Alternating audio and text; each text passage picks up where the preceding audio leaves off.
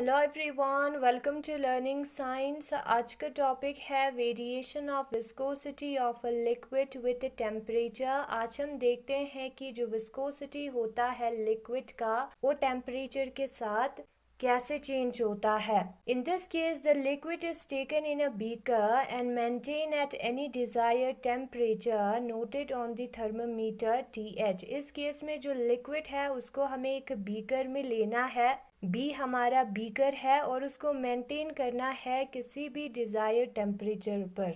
अपने मर्जी के टेम्परेचर पर रखेंगे और उस टेम्परेचर को हम थर्मामीटर TH से नोट करेंगे। A capillary tube CT is arranged vertically which is completely immersed in the liquid is connected to a wider tube XYZ। उसके बाद हम लेंगे कैपिलरी ट्यूब और उसको हम उस वाटर के अंदर डुबाएंगे। वर्टिकली उसको रखना है, अप टू डाउन पोजीशन में हमें रखना है, ठीक है। और उस कैपिलरी ट्यूब को हमने एक दूसरे ट्यूब से कनेक्ट किया है जो कि है हमारा ट्यूब XYZ। और ये ट्यूब जो है वो वाइड है, मोटा है कैपिलरी ट्यूब के कंपैरिजन में। Bend to siphon the liquid over through it into a weight vessel W। ठीक है, ये जो ट्यूब है उसको हमने बेंड किया है। बेंड क्यों किया है? ताकि लिक्विड इस बीकर B से वेसल W में चला जाए, ठीक है। और ये जो वेसल W है उसका वेट हमने पहले से नोट करके रखा है। Here the flow of the liquid through CT is caused by the liquid column XZ or the head of the liquid H। और यहाँ पर ये जो लिक्विड है इस CT के अंदर वो फ्लो क्यों हो रहा है? वो फ्लो इस लिक्विड कॉलम XZ के वजह से फ्लो हो रहा है। हमारे पास लिक्विड जो है X से लेके Z तक प्रेजेंट होगा, उसके वजह से ये जो लिक्विड है वो कैपिलरी ट्यूब के अंदर फ्लो हो रहा है। Head of liquid H, head मतलब हम हाइट को कहते हैं। ये जो लिक्विड है जिसका हाइट H है उसकी वजह से ये जो कैपिलरी ट्यूब है उसके अंदर लिक्विड फ्लो हो रहा है। No liquid will flow if the end X of the capillary tube were open to the atmosphere। वही यहाँ पर कहा है कि अगर इस जगह पे एंड X जो है कैपिलरी ट्यूब का वो एटमॉस्फेयर में ओपन होता तो उस वक्त जो है कोई भी लिक्विड जो है इसके अंदर फ्लो नहीं होगा। अभी जो है ये जो ट्यूब है उसकी वजह से फ्लो हुआ है। The pressure due to the column H is the effective pressure difference P responsible for the flow of the liquid through the capillary tube CT। ये लिक्विड जो है यहाँ से फ्लो होगा और यहाँ पर आएगा, ठीक है। तो यहाँ पर प्रेशर और यहाँ पर प्रेशर डिफरेंस जो है वो हमारा होगा H रो G के बराबर, जहाँ पर H जो है इन दोनों लेवल का हाइट का डिफरेंस है। इस पॉइंट और इस पॉइंट का जो डिफरेंस है वो H है। H रो G जो प्रेशर है उसकी वजह से लिक्विड जो है इधर फ्लो हो रहा है इस कैपिलरी ट्यूब में। As the liquid flows through the tube, the liquid level falls in beaker B। जब लिक्विड इस ट्यूब से फ्लो होगा और यहाँ से बाहर निकलेगा तो डेफिनेटली इस वाले बीकर में लिक्विड का लेवल कम हो जाएगा और लिक्विड सपोज यहाँ तक पहुँच जाएगा, ठीक है। तो क्या हुआ, यहाँ पर हम ऑब्जर्व कर सकते हैं एक लिक्विड का लेवल तो ये वाला है क्योंकि ये यहाँ से निकल रहा है। दूसरा लिक्विड का लेवल यहाँ पर आ गया है ना। और ये जो लिक्विड का लेवल जब यहाँ पर आएगा तो इन दोनों का हाइट का डिफरेंस जो है उसमें चेंज आ जाएगा।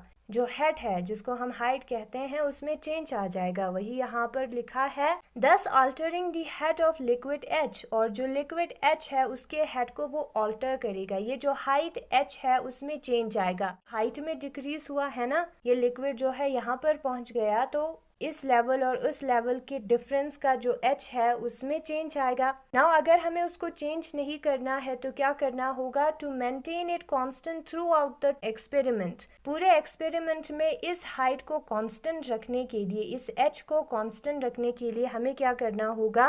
Beaker B is gradually raise as the liquid flows through CT। Beaker B को हमें रेस करते जाना है, धीरे धीरे ऊपर करते जाना है जैसे ही लिक्विड फ्लो होता जाएगा सीटी से। यहाँ पर पहले जो पोजीशन था बीकर का वो यहीं पर प्रेजेंट था, ठीक है। लिक्विड कम होता गया तो हम बीकर को भी ऊपर लेते गए कितने तक लेते जाना है, इसी पोजीशन तक ऊपर लेके जाना है, ठीक है, ताकि ये जो हाइट है उसमें चेंज ना आए। So that the liquid level in beaker B is always maintain at X, ताकि जो लिक्विड लेवल है बीकर बी में वो हमेशा एक्स पर रहे, इस पोजीशन पर रहे। This is done by attaching a bent pin to the tube and making the liquid level in beaker B always touch it tip at X. हमने कैसे मार्क करना है एक्स वाले पोजीशन को, एक बेंट पिन को हम बेंट करेंगे इस ट्यूब पर और ये दोनों हमेशा एक्स पे टच करेगा। ये जो लिक्विड लेवल और ये जो पिन है वो दोनों हमेशा एक्स पे टच करेगा। एंड जब इस साइफन में फ्लो होने की वजह से लिक्विड कम हो जाएगा तो ये दोनों टच नहीं करेंगे, तो हमें क्या करना है, फिर से बीकर को ऊपर उठाना है और इन दोनों को टच करने देना है, और यही हमारा है एक्स लेवल, ठीक है। Now the liquid is allowed to flow in vessel W for a known time T। Now हम इस लिक्विड को फ्लो होने देंगे इस वेसल में एक नोन टाइम T के लिए, टाइम को हमें नोट करना है, ठीक है, T टाइम के लिए फ्लो होने देना है। एंड इट्स मास डिटरमाइन, फिर उसके बाद उसके मास को हमें निकालना है। पहले हमने बीकर का वेट निकाला है, अभी हम लिक्विड के साथ बीकर का वेट निकालेंगे, फिर पहले वाले जो बीकर का वेट है उसको माइनस करेंगे तो हमें इस लिक्विड का वेट मिलेगा। एंड लिक्विड के वेट के थ्रू हम मास को पता कर सकते हैं, क्योंकि वेट और मास में रिलेशन होता है, ठीक है, तो मास हम पता कर लेंगे। Then dividing it by density and the time t in seconds, the volume blowing out पर second, that is the rate of flow of V is determined as discuss earlier. हमने लिक्विड को फ्लो होने दिया vessel में time t के लिए और उसका मास हमने निकाला। फिर उसके बाद हमें क्या करना है, उस मास को डेंसिटी से डिवाइड करना है वॉल्यूम को निकालने के लिए। वॉल्यूम जो है वो मास अपॉन डेंसिटी के बराबर होता है, क्योंकि डेंसिटी जो है वो मास अपॉन वॉल्यूम के बराबर होता है। नाउ ये जो हमें वॉल्यूम मिलेगा वो टाइम t के लिए होगा, क्योंकि ये जो लिक्विड है उसको हमने टाइम t के लिए कलेक्ट किया था, तो मास भी टाइम t के लिए है ना। अगर हमें 1 सेकेंड के लिए निकालना है तो उसी टाइम t से डिवाइड करना होगा। अगर कोई इंसान टाइम t के लिए 100 मीटर दौड़ता है एंड अगर हमें उसको 1 सेकेंड में कितना मीटर दौड़ता है निकालना है, तो उसी टाइम t को डिवाइड करना होता है कि नहीं। तो वॉल्यूम ब्लोइंग आउट पर सेकेंड, 1 सेकेंड में कितना वॉल्यूम निकलता है, that is the rate of flow, वही हमारा होता है रेट ऑफ फ्लो। रेट में टाइम आ जाएगा, ठीक है, सेकेंड वाला टाइम, फ्लो वॉल्यूम का वो हमें मिल जाएगा। Substituting the values of VPR radius of the capillary tube, now हमें वैल्यूज को पुट करना है। V का वैल्यू हमें पुट करना है जो कि अभी हमने निकाला है। प्रेशर का वैल्यू है H रो G, ठीक है, H को हमने मेंटेन रखा था तो प्रेशर भी वही रहेगा, उसको हम पुट करेंगे।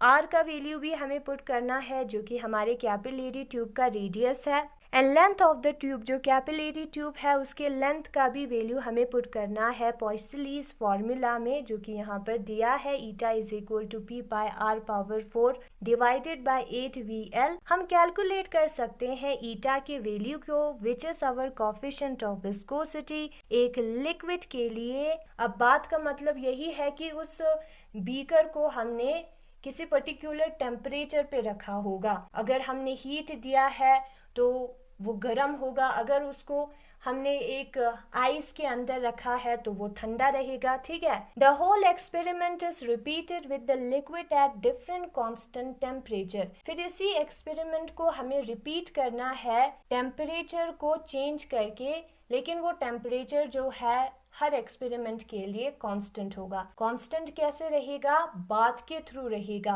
Then the graph is plotted between temperature T and eta. फिर उसके बाद हम ग्राफ बनाएंगे, एक साइड पे हम लिखेंगे टेम्परेचर, दूसरे साइड पे हम लिखेंगे ईटा कोफिशिएंट ऑफ विस्कोसिटी और उसका वैल्यू हम पुट करेंगे। It is found that eta usually falls with rise in temperature of the liquid. हमने जब ग्राफ को नोटिस किया तो हमें ये पता चला कि जब भी कभी टेम्परेचर इंक्रीज होता है तब कोफिशिएंट ऑफ विस्कोसिटी ईटा जो है वो डिक्रीज होता है, ठीक है। फिर यहाँ पर दिया है note, it is to be noted that the viscosity of liquid in general falls rapidly with temperature. Temperature के इंक्रीज के साथ विस्कोसिटी जो है वो डिक्रीज होता है। generally. Thus for water, it is 1/3 at 80 degrees Celsius of its value at 10 degrees Celsius. हमने 10 degree Celsius पे वाटर का कोफिशिएंट ऑफ विस्कोसिटी निकाला, फिर उसके बाद हमने उस वाटर का टेम्परेचर इंक्रीज करके 80 डिग्री सेल्सियस बनाया,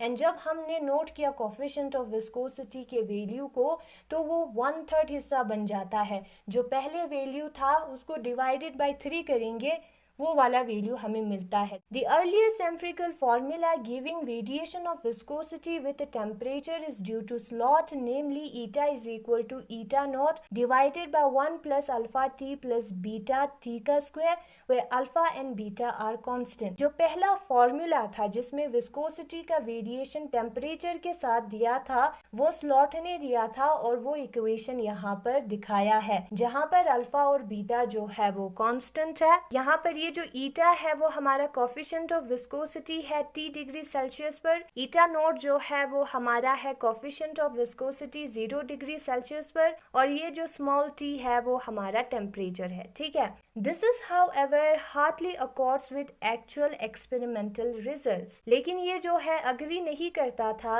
एक्चुअल एक्सपेरिमेंटल रिजल्ट से द मॉडिफाइड फार्मूला। फिर उसके बाद इस फार्मूला को चेंज किया गया, चेंज करके क्या बनाया, eta T is equal to A, यहाँ पर ईटा नोट आएगा divided by 1 plus B T power C. यहाँ पर ए बी सी जो है वो कॉन्स्टेंट्स है, and is probably slightly better, but it falls to apply to most important class of liquid, the oils, और in fact to any mixture of chemical compounds. और ये वाला फॉर्मूला जो है इस वाले फॉर्मूला से बेटर था।